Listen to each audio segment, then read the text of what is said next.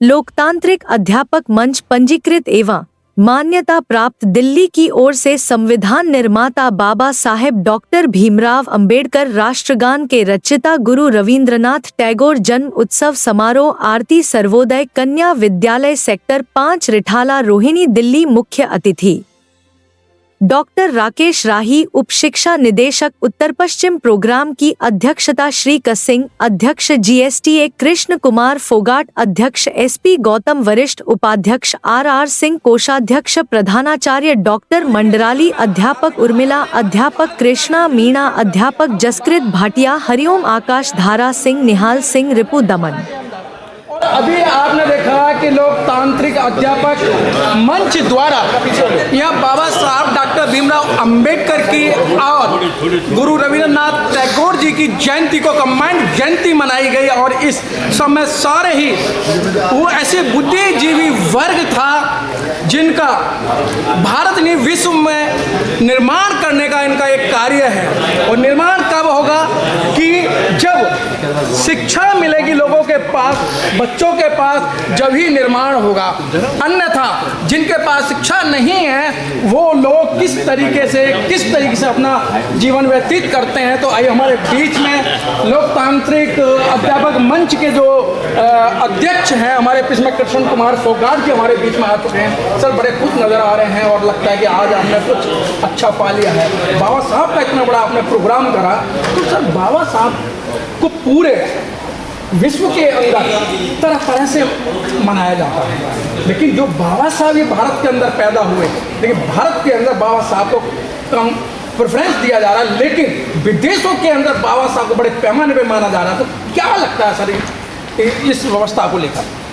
नहीं, देखो मैं तो ये कह रहा हूँ कि बाबा साहब निश्चित रूप से वंदनीय पूजनीय है कि उन्होंने काम ही ऐसा किया है कि उनका काम जो है वो अकेले दलित, वंचित, पिछड़े या उनके लिए नहीं है। उनको समाज में सामाजिक समरसता बनाने के लिए उनका प्रयास था। उन्होंने वो प्रयास किया कि सबको बराबर करें, सबको समान करें। तो ऐसे ऐसे समाज सुधारक ये हुए हैं समय समय पर, जब समाज में कहीं किसी तरह की बुराइयाँ कमियाँ रही हैं, ऐसे ही समाज सुधारक बाबा डॉक्टर भीमराव अंबेडकर जी थे। बाबा साहब उन्होंने प्रयास किया सभी समान रहे और हम उनका पूरी ताकत से उनकी शिक्षाओं को आगे बढ़ाने का प्रयास करते हैं, जन जन तक पहुँचाने का प्रयास करते हैं, ताकि सबके पास उनकी शिक्षाएं जाएं, सभी ये माने कि इंसान कोई छोटा बड़ा नहीं है, सब बराबर है। तो कोई ऐसी कोई बात नहीं है कि यहाँ कम मनाया जाता है। यहाँ तो उनकी निश्चित रूप से उनके चरणों में बार बार नमन और उनकी पूजा होती है। सर बाबा साहब के पास 32 डिग्रियाँ, 4 डिप्लोमा और 9 भाषाओं का ज्ञान था। और मालूम पड़ा, आप जैसे अध्यापकों ने बताया कि बाबा साहब दोनों हाथ से लिखा करते थे, लेकिन अभी तक और पहले और मुझे लगता है भविष्य में भी इतनी डिग्री प्राप्त नहीं कर सकते थे। बिल्कुल, पढ़ाई के दम से ही उनकी रिस्पेक्ट है। हम तो टीचर हैं सभी जी, और वो पढ़ के ही वहाँ से निकल के आए, संघर्ष करके ऐसे माहौल में रह के तो भेदभाव और इतना शोषण, इतना अन्याय अत्याचार उनके साथ हुआ, उसके बावजूद भी उन्हें पढ़ाई को नहीं छोड़ा। और वो पढ़ने के बाद वो खड़े हुए, महात्मा गांधी जी ने एक बार कहा बताते हैं उनके लिए कि 100 विद्वान एक तरफ और एक तरफ बाबा साहब को खड़ा कर दो। तो वो ऐसे विलक्षण प्रतिभा के धनी थे, वो निश्चित रूप से बहुत विद्वान महापुरुष थे। बहुत अच्छी बात, हमारे बीच में वरिष्ठ उपाध्यक्ष SP सिंह गौतम जी जुड़ चुके हैं। सर क्या लगता है कि जिस तरीके से बाबा साहब ने इतनी मेहनत की और उनको कोट और टाई पैंट पहनने के बावजूद उनके साथ इतनी बड़ी छुआछूत हुई?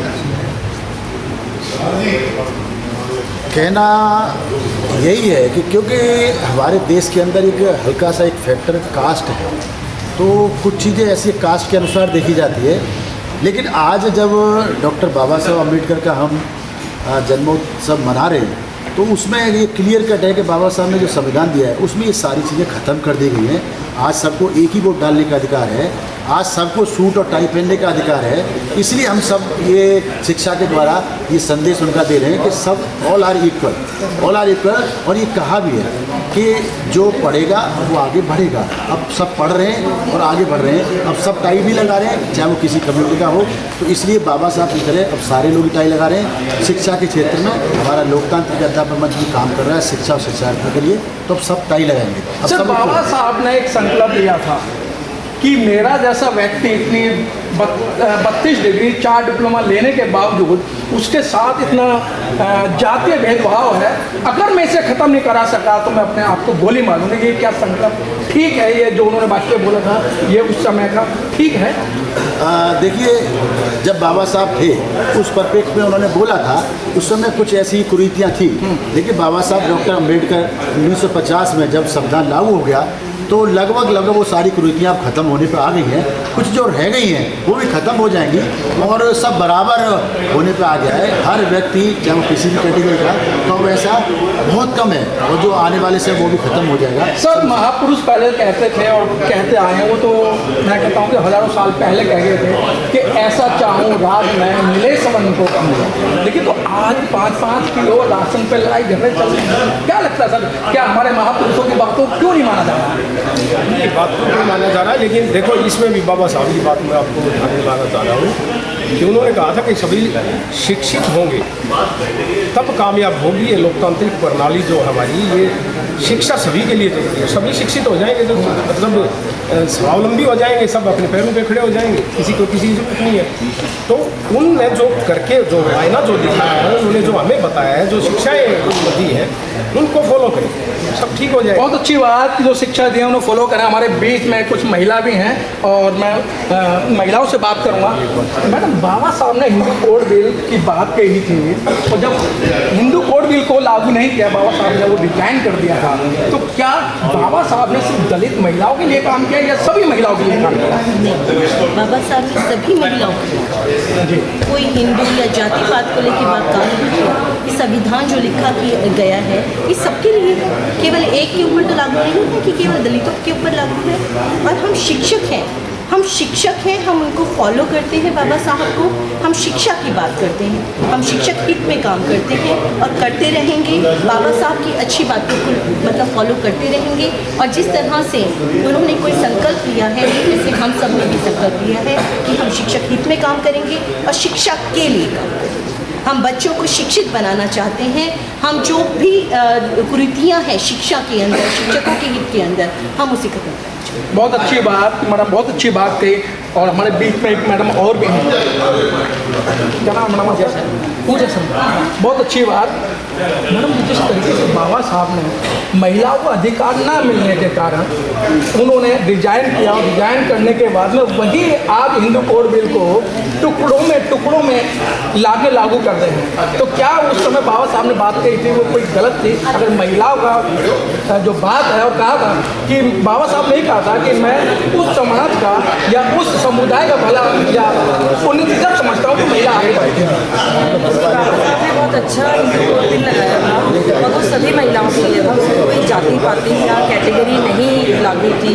लेकिन वो शायद अप्लाई नहीं किया गया, उसका कुछ कारण राजनीतिक इच्छा शक्ति में कमी जरूर रहा होगा और वो शायद आज भी है। जिस दिन ये इच्छा शक्ति प्रबल हो जाएगी तो हिंदू कोड बिल पूरे देश में सामान्य रूप से लग जाएगी। और हम बिल्कुल सभी महिलाएँ, चाहे वो किसी भी समुदाय धर्म जाति की हों, हम सभी चाहते हैं कि ये हिंदू कोड बिल लगे, क्योंकि ये इसी मिल से महिलाओं को अपना स्वाभिमान जगाने का हक मिलता है। हम ये कह रही हैं कि स्वाभिमान से जगाने का हक मिलता है, भारतीय संविधान से हमें बहुत कुछ मिलता है। क्या लगता है आपको? देखिए, भारतीय संविधान की मतलब आपने नाम बताओ। मेरा नाम उर्मिला है। उर्मिला जी, लोकतांत्रिक के ट्रेजरर हूँ। जैसे मैंने बताया कि ये संविधान बहुत ही ज़्यादा जरूरी है, इसीलिए हमें स्वाभिमान से जीने का हक दिया है। इससे पहले तो छोटा फूकने से घर से बाहर निकलने की इजाज़त नहीं थी। जो घर से बाहर ही नहीं निकल सकता, आपको एक चीज़ करने के लिए दे दी गई है, दूसरी चीज़ के लिए आपको योग्य ही नहीं समझा जा रहा, तो आप बाहर ही निकल नहीं देंगे तो आपके स्वाभिमान को तो दलित कर दिया गया था। और यहाँ पे अगर हम बात करते हैं दलित की, तो उस बात को भी उस परिभाषा को बड़ा संकीर्ण कर दिया गया जी। दलित तो वहाँ पर महिलाएं भी थी जी, जिनको बाहर निकलने की आज़ादी नहीं थी, तो वो बाहर निकले हैं, उन्होंने काम करके दिखाया है। ये मैम दलितों की हालत थी या ये उस समय जो अपर कास्ट की महिला थी उनका भी ये हाल था कि सिर्फ महिला को अगर मैं ना कहूँ तो आप समझ रहे हैं? हाँ जी मैं समझ गई सर, मैंने अभी पहले भी यही बात की कि जो भी दलित था, मतलब जिसको भी दमित किया जा रहा था वो हर व्यक्ति दलित था, चाहे वो महिला थी, चाहे वो किसी भी कास्ट से था, किसी भी धर्म से था, जिसको उसके अधिकार नहीं दिए जा रहे थे वो हर व्यक्ति दलित था, उसको भी दलित कहा जा रहा है। यहाँ पर हम अगर अभी हम जिस सिनेरियो में बात कर रहे हैं वहाँ पर दलित को हम बहुत संकीर्ण शब्दों में ले रहे हैं। जिसके भी अधिकारों का दमन होता है वो हर व्यक्ति दलित है। बहुत अच्छी बात कि जिनके दमन होता है वही एक दलित होता है। क्या आज बाबा साहब की जयंती का यहाँ आयोजन किया गया, बहुत अच्छा कार्यक्रम था। तो बाबा साहब के ऊपर ही मैं 4 लाइनें बोलूँगा। आहों से पत्थर पिघलेगा, इस धोखे में मत रहना। आहों से पत्थर पिघलेगा, इस धोखे में मत रहना। बिना लड़े इंसाफ मिलेगा, इस धोखे में मत रहना। भारत के जर्रे जर्रे में अपना हिस्सा है, बुला बुला कर कोई देगा, इस धोखे में मत रहना। भाग्य और भगवान तो प्यारे, भाग्य और भगवान तो प्यारे, केवल एक छलावा है, ईश्वर ही कल्याण करेगा, इस धोखे में मत रहना। कहा किसी ने तेरे हाथों में धन दौलत की रेखा है, छप्पर फाड़ के धन बरसेगा, इस धोखे में मत रहना। शिक्षित और संगठित होकर खुद पर तुम विश्वास करो, और कोई संघर्ष करेगा, इस धोखे में मत रहना। संविधान की रक्षा करना हम सब की जिम्मेदारी है, कोई और बेड़ा पार करेगा, इस धोखे में मत रहना। बिना लड़े इंसाफ मिलेगा, इस धोखे में मत रहना। फिर अंबेडकर पैदा होंगे, इस धोखे में मत रहना। फिर अंबेडकर पैदा होंगे, इस धोखे में मत रहना। क्या होता है कि संविधान अपना जो है ये कह रहे हैं कि सब खतरे में है? सर, संविधान वास्तव में खतरे में है। कुछ लोग खतरे की जो बात करते हैं, कोई कहता है हिंदू खतरे में है, कोई कहता है मुसलमान खतरे में है। न हिंदू खतरे में है, न मुसलमान खतरे में है। अगर खतरे में है तो भारत का संविधान खतरे में है, और भारत का संविधान खतरे में है तो हिंदुस्तान खतरे में है।